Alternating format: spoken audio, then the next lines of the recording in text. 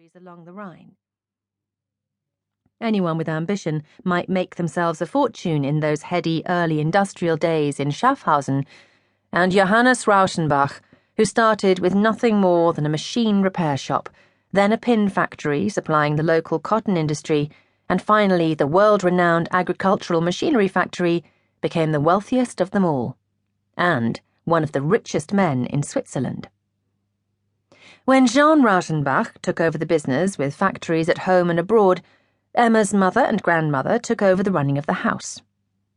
Großmutter Barbara lived in rooms upstairs and liked to sit in a fauteuil by the window overlooking the Rhine, reading her Gazette with her lorgnon, wearing a large bonnet with ribbons, and surrounded by her collection of dolls, kept in a large old wall bed, and which the girls were sometimes allowed to play with.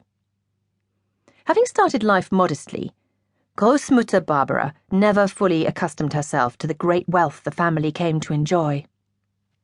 "If only you'd remained a mechanic," she used to tell her husband. The two sisters were very different, but they were close and remained so all their lives. Emma could spend hours on her own, reading, writing, thinking. Marguerite was less the thinker, more the sporty, outward-going type, and moodier. Both sisters played the piano well, but Marguerite liked to sing too, and play act, and she swam in the Rhine in all weathers, right into old age. They shared a private tutor before moving up to the local school for girls, and their upbringing was conventional Swiss au bourgeois, instilling the values of a Protestant work ethic, social conformity, and feminine grace and good manners. So they knew how to behave when Herr Direktor Rauschenbach and his wife gave one of their grand receptions required of the foremost family of Schaffhausen. Both girls adored their mother, Bertha, who allowed her daughters plenty of freedom. For this, the Haus zum Rosengarten was perfect, with its large cobbled courtyard, extensive outhouses, and the stables where the girls kept their horses, Lori and Seda, looked after by Rieper, the groom, an ex-cavalry officer in the Austro-Hungarian army.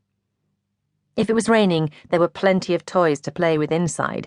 If it was snowing, there was sledging and ice skating.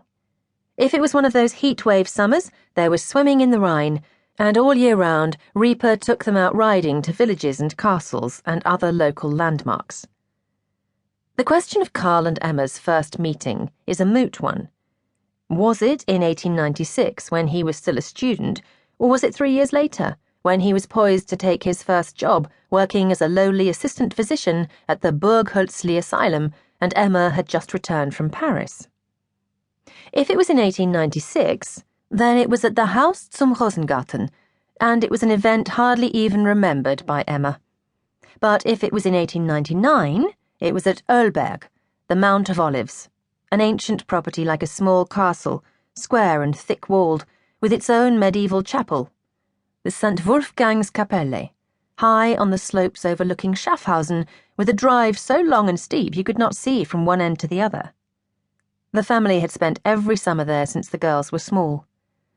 But by 1899, Jean Rauschenbach had decided to sell the Haus zum Rosengarten and make Ölberg their family home, replacing the beautiful little castle with a Jugendstil mansion, a vast stone pile in the heavily ornate style of the time, with turrets and gables and oriels, high-ceilinged reception rooms, and a grand stairway leading up to a wide landing with bedrooms and bathrooms off. One entire floor was set aside for Emma and Marguerite, then in their teens, and the whole house was lit by electricity, heated by central heating, and served by a raft of servants inside and out.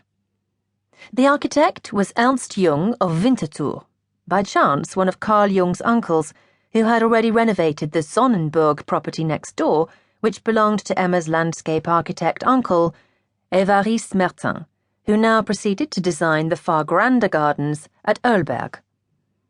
According to his own account, as soon as Carl first set eyes on Emma, in the half-light coming down the grand stairway into the hall, he decided this was the girl he would marry.